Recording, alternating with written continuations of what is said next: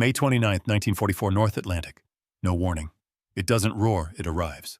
They had learned to count salvation in seconds, to measure the distance between thunder and the heave of white water, and to gamble their lives in that breathing space. Tonight, the sea gave them none. Periscope depth was a ceiling of iron above the conning tower, the propeller chorus of a convoy, sawing a slow, merciless rhythm through the hull. The Aztec trace never wavered, which meant the hunter had not turned off to spare his own ears. The escort held the bearing, as if a wire ran between the ship and the submarine, taut and singing, and every man in the boat felt it thrumming under his ribs. The helmsman trimmed a finger's width to starboard. The navigator whispered angles as if speaking too loudly might disturb the mathematics. The captain raised his hand, and the talk died in the air. In the motor room, a wrench clicked once carefully. In the bow, a man thought of home and the color of the door he had not seen since '41. Someone muttered a prayer for depth charges, for the honest thunder that blinded the enemy as it tried to kill you. But this was the new thing. This was the rumor they had laughed at in Brest, a porcupine gun that threw small bombs ahead instead of rolling big ones over the stern. No one below saw the crown of shapes leap from the destroyer's foredeck, 24 dark seeds arcing into gray wind to fall in an oval the length of a football field. They felt it instead in the way the escort did not veer in the clean quiet the ocean kept for a few terrible heartbeats. The old bargain with depth charges, noise, confusion, a chance was gone. What replaced it was geometry. Hold depth. Trim. Wait. The first touch was like a knuckle on a steel door, a hard syllable spoken through frames and rivets. No geyser, no chorus, no mercy of warning. The captain closed his eyes and saw the pattern completing each projectile, a narrow certainty, accelerating toward the pressure hull. Above the ship never flinched. Below the sea felt suddenly close, as if the Atlantic itself had leaned in to listen. And in that closeness the boat understood the new law of their war. When silence held the next sound would be the last. They were solving different problems that met at the same point on the sea. The U-boat wanted blindness noise in the water bubbles and boiling pressure that stripped a ship of hearing for the seconds it took a submarine to change depth and slide off the bearing. The escort wanted continuity, an unbroken thread from hydrophone to hull. Depth charges had been the old compromise brute force that deafened the hunter as surely as it battered the hunted. You laid a pattern astern, prayed the mathematics of guesswork intersected with the mathematics of escape, and accepted that even a near miss might deliver the submarine to safety, because the thunder wrecked your own ears. The new weapon was designed to remove the compromise. Instead of rolling cylinders off the stern into a deafening cloud, escorts trained forward to attack where the plot was still clean. A spigot mortar with 24 tubes threw a crown of projectiles 200 to 280 yards ahead in a long oval each round, arming in water and exploding only on contact. If none touched steel, nothing detonated. The sea stayed quiet, the sonar trace never vanished into self-made static, and the escort could run again with better ranges and bearing rates. Where depth charges made a storm, the Hedgehog made a verdict. To reach that verdict, men had to rewire their timing. The Aztec operator learned to ride gain with a steadier hand, to call bearing rate instead of drama. Attack leaders retrained their feet to walk the plot in a straight line rather than carving away for a drop. Gunnery crews abandoned the comfort of thunder in favor of an almost delicate routine. Safe pins out firing circuits armed a single squeeze that sent a lattice of 7-inch bodies into wind. The weapon asked for more self-control from the hunter, because its advantage lived in the silence after a miss. It also asked for more precision from the helmsman. A ship at 15 or 16 knots had only a handful of seconds between solution and release. Range, course, speed, drift. If any of those slipped while men chased the old drama of explosions, the oval would fall off the boat and the run was wasted. Below the surface, the adversary felt the difference before he understood it. The helmsman's hands had learned the old dance blow, a little take her down, wait for the angry waterfall of near-burst pressure to pass, then claw back to a depth where the batteries breathed and the air was less metallic. The sound room had learned the old mercy, a ship that attacked lost you for a moment, and a moment might be enough. Now there was no moment. If the salvo missed, the escort remained inside your life, still calling the bearing, still drawing a new solution, while you were still committing to your last one. The boat's options shrank to movements so small they felt like prayer, half a degree of rudder, a cautious swallow of trim, a stubborn faith that mathematics could be outweighted. The numbers were plain, even in the mess decks where poetry died. 24 projectiles gave 24 chances to put 30 to 35 pounds of high explosive against a pressure hull. The sink rate, roughly 22 to 24 feet per second, meant the pattern matured before evasive depth changes could fully unwind a firing solution. A single salvo could be fired contact-checked, and a second run begun while your crew was still deciding whether to go deeper or shallower. Escorts learned to schedule their courage run in fire-listen, and either turn immediately into a new approach or peel only far enough to preserve contact. By the middle of 1944, the practical outcome appeared on scoreboards, and in wardroom rumor, the quiet salvo was measurably deadlier per attack than the loud one, and the best drilled groups could expect a kill in something like 1 out of 5 well-timed passes. Sailors exaggerated. The sea corrected them. The method endured. Doctrine followed equipment. Convoys staggered their escorts, so at least one ship always had clean water ahead to shoot into, and pairs learned a rhythm in which one attacked, while the other guarded contact against last-second turns. The old impulse to throw a closing curtain of depth charges insurance by thunder had to be unlearned because it erased the very advantage the forward thrower bought. Radio voice procedure bent around the weapon, shorter reports, tighter bearings, fewer narrative flourishes, numbers first, pride later. Even the bridge voice changed. The best attack leaders sounded bored when they were brave, reciting course and speed like a grocery list while they walked the plot and waited for range to collapse into the small number that meant go. Then they realized, came in 2 steps that were less epiphany than engineering. First, escorts learned that the highest value moment in an attack was the second after a miss because silence meant the hearing remained, and hearing meant the next solution began at a better starting point. Second, submariners learned that the absence of noise was no longer safety, it was an omen. The men below started to fear the quiet more than the thunder. They adapted as best they could, more aggressive knuckles on the depth wheel, sharper turns, just as a destroyer entered the firing window. Disciplined speed changes to force bearing rate errors, yet those measures worked only against nerves, not against a ship that believed its own arithmetic. On certain nights, the sea punished sloppiness instantly. A helmsman who drifted 2 points while his mind reached for yesterday's playbook would watch the oval fall behind the boat, and the run would be lost. A captain who indulged the old appetite for spectacle and ordered a consolatory depth charge pattern after a quiet salvo deafened his own set and gifted the U-boat a reprieve. But when the drills held, when speed stayed up, when bearings were read like scripture, when fingers left the fuse levers alone until the sea itself decided the forward thrower did exactly what the designers meant it to do, it made a submarine fight the present, not the past, and it made an escort's best weapon the one thing no sailor had ever trusted before silence. They built it around a paradox, a weapon that was most powerful when it made no sound at all. The engineers began with the geometry of a missed depth charge run, the moment when sonar fell blind as the ship crossed over the target and asked how to keep the ears alive while the hands struck. The answer was a forward thrower that drove its energy out in front of the bow, a forest of spigots that hurled 24 7-inch bodies into a shallow arc and let gravity finish the shot. 24 projectiles meant 24 independent chances to put explosive against steel. The pattern was not a circle but a stretched ellipse long enough to bracket the probable error in range wide enough to forgive a degree of bearing drift tight enough that one touch would be enough. Laid on the water, 200 to 280 yards from the ship, the fall line matured just as the escort cleared its own noise and the sea remained quiet because nothing exploded unless metal met metal. The projectile was a study in discipline.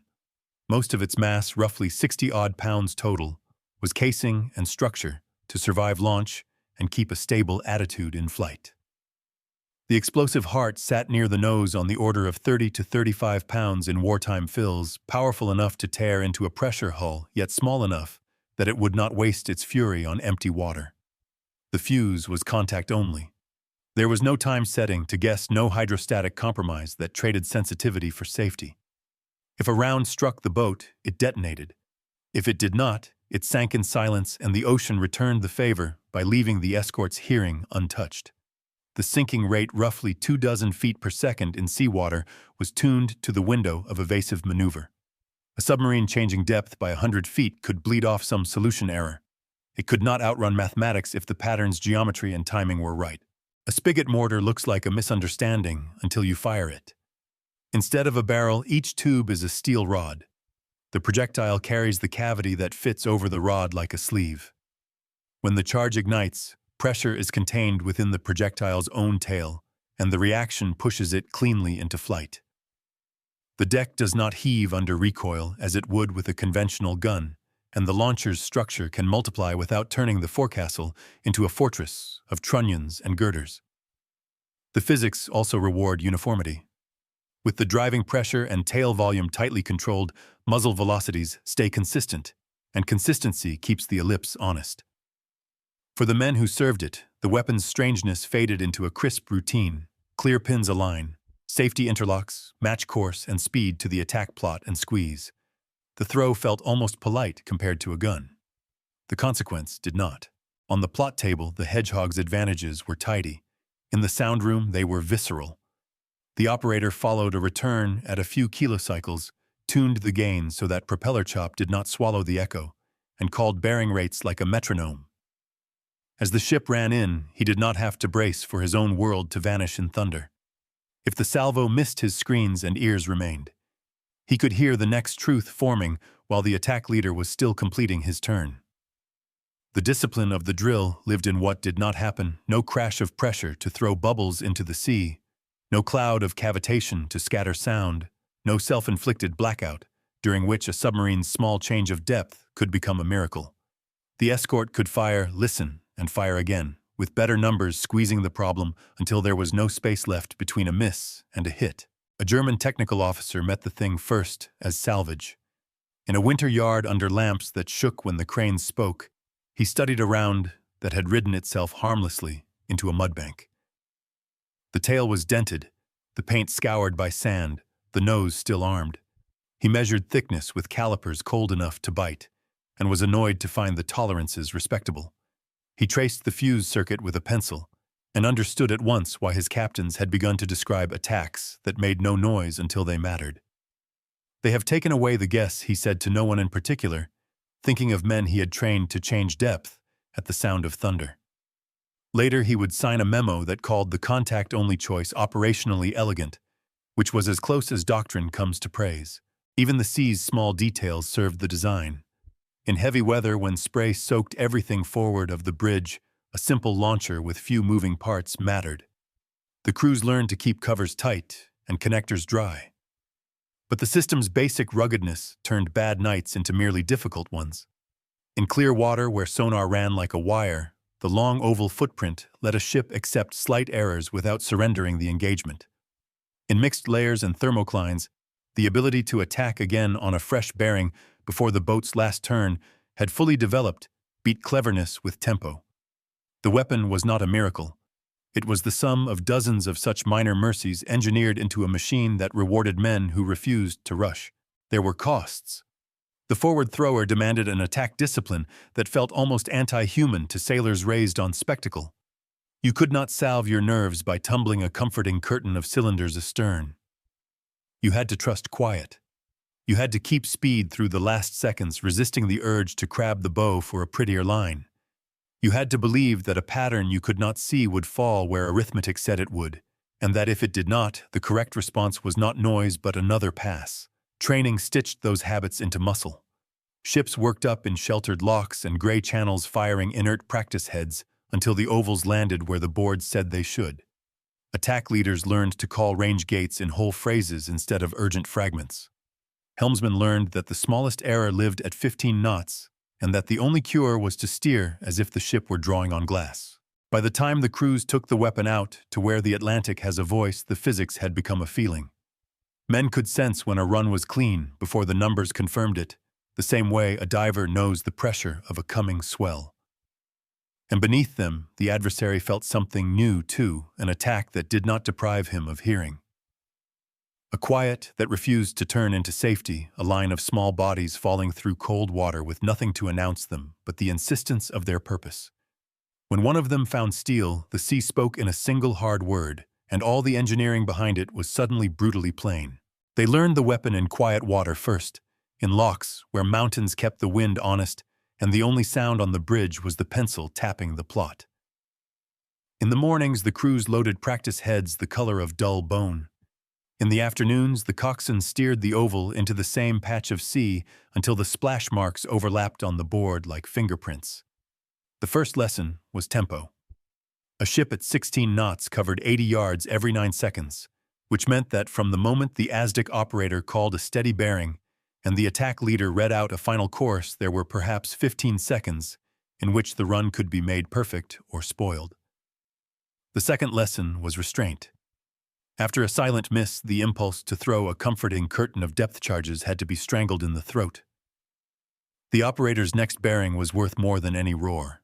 When they carried the habit out into weather, it met the enemy quickly enough to leave a mark on maps. In April 1943, a lean destroyer with the new launcher found her target in water so cold it gummed breath at the lip. The first salvo went long, human error, not mathematics, but the ocean did not punish them for it. The sound room never went blind. Range tightened by tens of yards, while the helm held a clean line and the second pattern fell. Men topside felt nothing except the wind and the strange click of the firing circuit under the gunner's palm. Men below felt a single knock travel the length of a hull. The after-action read like a proof 2 passes quiet, preserved verdict delivered. Crews talked about it across mess tables, as if a trick had been revealed, but what had actually been shown was a subtraction, the removal of everything loud that made hunting feel brave. The U-boat arm countered with instinct. Captains began throwing sharper helm in the last seconds, before an Escorts bow crossed the computed bearing bedding that even a small change to the target angle would move the oval off the hull. Some ordered snap dives of 80 to 100 feet, when they judged a preset depth charge ladder, likely then arrested the fall brutally to sit just under the expected plane of bursts. Against that choreography, the forward thrower behaved like a second hunter made of numbers. A salvo tuned to arrive 230 yards ahead did not care how theatrical the last-second rudder was. It asked only whether one of 24 bodies would share space with steel in the 3 or 4 seconds, during which the submarine's plan could not be reversed. When it missed with purpose, leaving the sea unbroken and the plot intact. The next pass began closer to the truth. Aboard a German boat in the Channel in the spring of 1945, the men learned the new cadence at eye level. The wake of an outbound liner had still not flattened when the Escorts' first silent pattern fell. The engineer checked valves by touch and pretended that the hull's soft chime could be explained by something honest. The captain raised a hand and counted the old, useless numbers in his head. How long from roll to boil when the roar would drive the destroyer's ear into its own noise, and found that there was only counting and no roar. The second pass came in like a moving wall of quiet. The helmsman tried the small rudder again. The depth keeper found a layer and believed in it for a breath. The third pass spoke in the metal's voice. Later survivors told interviewers that the explosions felt smaller but closer, that the sea had not boiled so much as it had chosen. Not every run baptized a crew in certainty. There were misfires when spray fouled connectors, and mornings when the launcher's temper matched the weather's. A practiced hand on the bridge saved such days from becoming superstitions. Speed stayed up. Courses were corrected in degrees, not in bravado. The ASDIC man was allowed to finish his sentence before anyone hurried steel into wind. Ships that learned to accept a clean miss as an opening, not a failure, saw their statistics shift over a season. Across the Atlantic lanes, the quiet salvo became the first choice, and the loud one the endgame, a reversal that took more courage to enact than to write down. The effect showed up not only in kill boards, but in the small details of life aboard, fewer scraped knuckles from racing to depth charge rails, more time spent with grease pencils, and the pale hum of headphones. Captured kit filled in the other side of the ledger. On a beach of broken slate, where the tide brought in more stories than fish, a squad of sappers dug a dud out of clay and packed it in straw for the trip inland. In a shed that smelled of paraffin, a naval ordnance man opened the tail and wrote neat figures on a card. The fuse channel was simple, reliable, and cruelly logical. The tail cavity's volume gave up a muzzle velocity so consistent that the ellipse could be trusted even by men too tired to trust themselves. He chalked a section of the casing to show his students how the charge was forward biased, how the tool did not waste its energy turning water into spectacle. When he finished, the students were disappointed by the lack of mystery. That disappointment was the weapon's real secret. There were nights when the adversary forced humility back into the design. A boat that hugged the floor of a shallow channel could turn a pattern into a shower of silt. A captain who threaded his last-second turn through a thermocline could make bearings lie long enough for his batteries to buy him a mile. Even then, the learning flowed toward the same place. Escorts paired off so one guarded contact while the other ran. Corvettes and destroyer escorts traded roles mid-attack with a brevity on the radio that sounded rude but saved lives. The numbers that mattered became house rules. Keep attack speed above 15 knots, fire at a computed range that put the ellipse maturing, just as you clear your own noise, never decorate a miss with thunder. Then they realized quietly, almost with embarrassment, that what they had been taught in the locks was true in weather and in war. A single ship drilled and disciplined could work a submarine to the edge of exhaustion, with nothing louder than a firing click and the occasional decisive knock. Convoys learned to trust that kind of bravery. Submariners learned to read it in the way an escort held its line. The climax of these small encounters did not look like cinema. It felt like pressure in the bones the moment arithmetic collapsed the sea around a hull. Afterward, the logs wrote themselves in plain language. First run, quiet. Second run, quiet. Third run, contact vessel failed to surface. It worked in weather because it was built for work, not theater. Out on the long gray lanes, the escorts learned that reliability wasn't a single part, but a braid of habits, how the ready racks were kept dry under canvas, how firing circuits were tested with the same boredom every watch, how the ASDIC gain was set before men grew brave. The forward thrower earned its place because it asked less of the sea than of the crew. Spray could soak the forecastle, and the launcher would still answer. A green comber could slap the bow, and the spigots would still lift their small bodies into wind. What mattered most was not drama, but timing. A steady course at 15 to 16 knots, the plot walked without flourish, a squeeze of the trigger that arrived inside the narrow window when range bearing and drift all agreed. When it missed, and often it did nothing important, broke. Hearing stayed. Nerves steadied. The next run began closer to the truth than the last. The people inside that discipline were a machine of their own. The ASDIC operator spoke in numbers and cadence, not adjectives. He rode the line where prop chop did not drown, echo called bearing rate, like a metronome, and let the bridge decide what courage sounded like. The attack leader kept one finger on speed and one eye on the grease pencil triangle that grew in calm defiance of the sea, resisting the very human urge to crab the bow for a prettier approach. The gun crew moved with a practiced economy that looked almost shy on deck pins out safety to arm a glance at the bridge, then the unobtrusive clack of a firing circuit. In the minutes that followed, they reloaded without ceremony, bodies learning a pattern as honest as rope work. The round count mattered less than the tempo. In a clean sequence, a ship could put one salvo downrange, listen, turn, and be ready to fire again, while the submarine's last correction was still unwinding. 24 chances followed by 24 more pressure building from arithmetic rather than from noise. Communication finished what hardware began. The screen had its own grammar, now short voice calls bearing first speed, second no embroidery. A destroyer that made the first attack did not decorate a miss with thunder. She reported no contact burst, held the course long enough to keep the wire tight, and peeled only as far as the doctrine allowed, so the next ship could run the same solution a degree cleaner. Pairs worked best. One guarded contact with the indifference of a lighthouse while the other struck, and then they traded without pride. It looked unheroic from a distance because the soundtrack was wrong. Courage sounded like breath on a microphone, like a bearing repeated without drama, like a helmsman refusing to take a flattering line. Fuel and hours, never glamorous, always decisive, made their own ledger entries. The thrower consumed no exotic stores beyond the rounds themselves. It did not demand a ship slow to a crawl, or waste time resetting after a self-inflicted blackout. Escort divisions could plan attacks in series without opening the convoy's flank, because each run cost minutes, not the long blind interludes that depth charge curtains imposed. The sea paid in kind.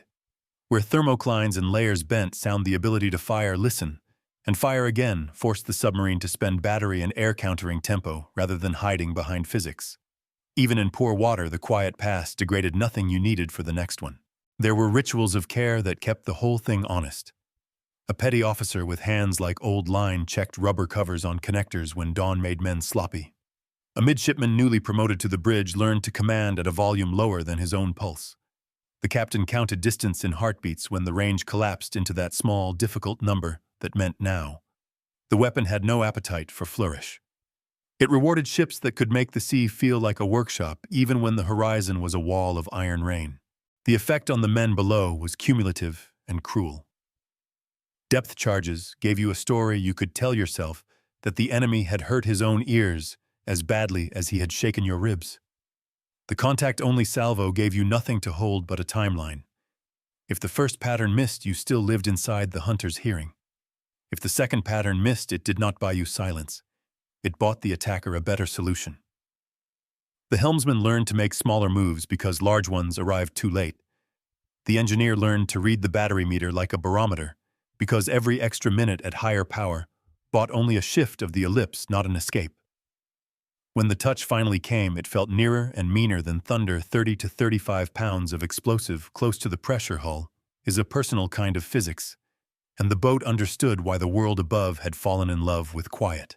Then they realized the weapon's real center of gravity was not the launcher, but the loop. Fire, listen, fire again, each pass preserving the one resource Escorts had never owned before continuity. A single dud in old doctrine could sour a ship's temper for an hour. A single miss here sharpened everyone's hearing. Doctrine hardened accordingly. Attack speed above 15 knots kept. Ranges chosen so the ellipse matured just as the Escort cleared her own noise. No consolation charges.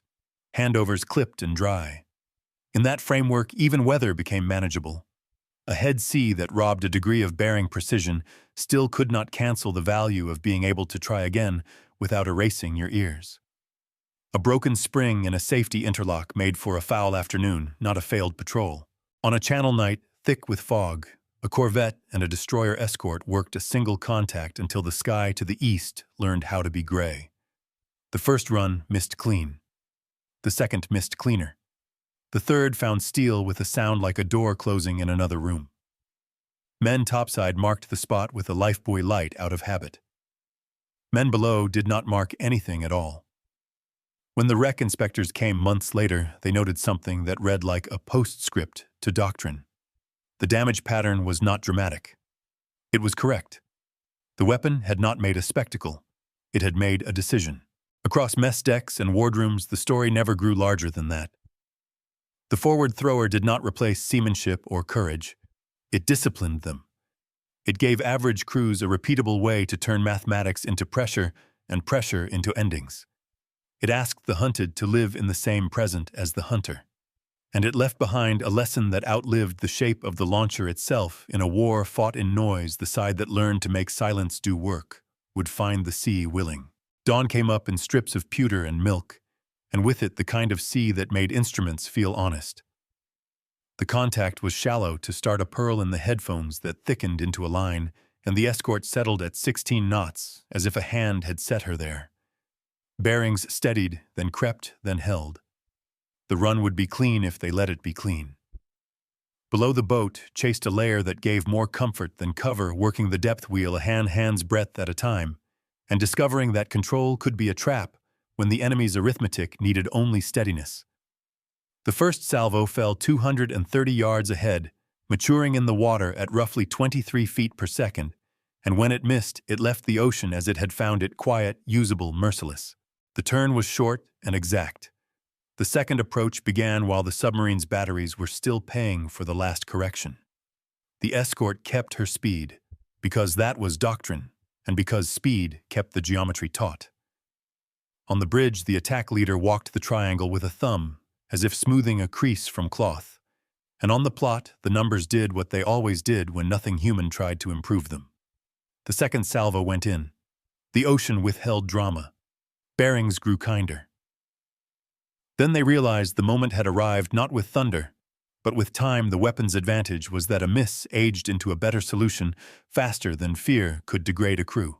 What finally broke the night was not a roar, but a decision. A single hard knock traveled through frames and mess tins, a private sound that told both sides the same thing. The pressure rose in the bones, the lights quivered, and the boat took on a new angle that was not commanded. On the surface, a ring of calm opened where a wake had been, and the men topside did the simple, practiced things: mark the spot, mark the time, mark the bearing to the convoy, because procedures are how sailors remember to breathe. The escort did not stop to admire the effect. She kept the wire tight, a few more lengths, listening for the lie that sometimes follows certainty. It did not come.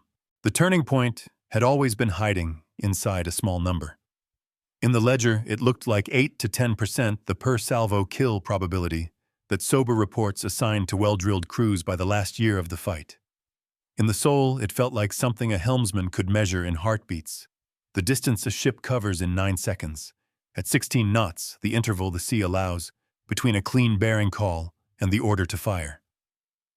The old weapons asked you to buy success with spectacle and then forgave you your errors by muddling your ears. The new one asked you to earn success with restraint and repaid you by compounding the value of a miss. When men ran enough attacks to see that arithmetic in their hands, faith shifted. The silence stopped being a void. It became an instrument. From the conning tower, the realization arrived as a subtraction.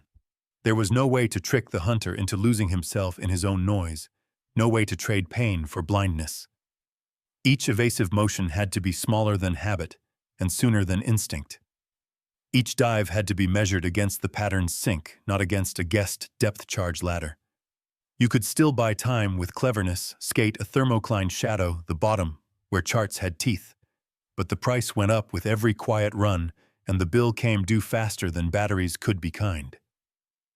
In that cruel accounting, the boat learned an unromantic truth. The last defense left was seizing the instant between a good bearing and a perfect one, and the ocean did not offer many of those instants in a row. The Escorts bridge, built for weather and nerves, felt suddenly like a workshop. Voices stayed low. A rating reset a counter with a pencil eraser. The attack leader did not raise his tone at the moment. Men expect leaders to shout. He merely said the word that meant now. Metal left metal. 24 bodies curved into gray light. The ship ran on. When the sound came back up through the keel a few seconds later, no one cheered. The plotter capped his pencil, the helmsman eased 2 degrees to keep the convoy where it belonged, and the operator reported what every man already knew. In their books later, they would write the numbers: range, course, speed, depth, and they would leave out the part about the world tightening around a single decision because numbers would do. Afterward, the sea closed over the lesson, but did not erase it. And a head thrower had turned the oldest weakness in anti-submarine warfare, the moment of self-imposed deafness, into a strength that could be used again and again inside a single engagement. The men who had once feared a storm of blasts began to fear the interval between them, instead, because that was where the hunter lived now, in the space a ship covered, in a few hundred yards and a few heartbeats. And somewhere in the middle of a gray morning, the war on that lane tipped not with a cinematic crescendo, but with a change in how crews believed the ocean worked. They had found a way to make silence deliver the last word, and once learned that habit did not go back. They learned to live with the quiet after the war because the quiet had done the work. In the western approaches, the convoys went on for a little while as if habit could outlast need, and then the lanes thinned, and then the sky above them was mostly empty of watchful shapes. Crews dispersed to other decks and other trades.